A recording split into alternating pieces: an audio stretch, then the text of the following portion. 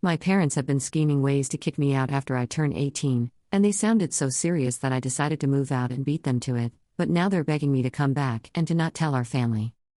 I 18F overheard conversations with my mom and my dad, 39F and 40M, about how they planned to kick me out shortly after my 18th birthday.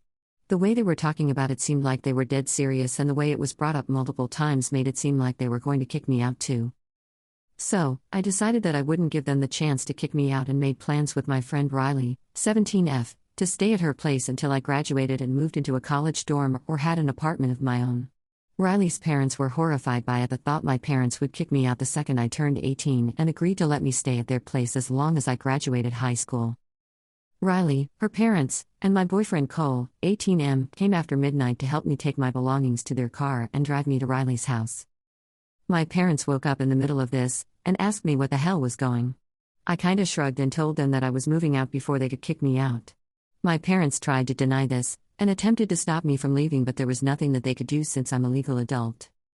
By the way, I wasn't just going to leave in the middle of the night without any goodbye. I already put a note on the kitchen table where my mom goes to first in the morning, explaining what happened.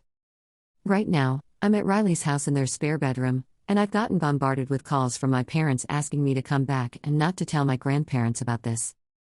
In one text, my mom called me an ungrateful batch for leaving in the middle of the night, and that she should have kicked me out sooner. Commenter: NTA. If it was one conversation that you overheard, I'd say you overreacted. But since it was several times and no note of sarcasm or joking, then you did right. Also, your mom saying she should have kicked you out sooner is pretty clear. The fact that they don't want your grandparents to know also shows they know it's wrong. You don't mention any reasons why they would want to kick you out. Have you been in trouble? Do they dislike your boyfriend? Bad grades? Update. Well, I certainly wasn't expecting to see my story when I woke up this morning, but here we are. I honestly forget about this account and struggled to remember the password, but here we go.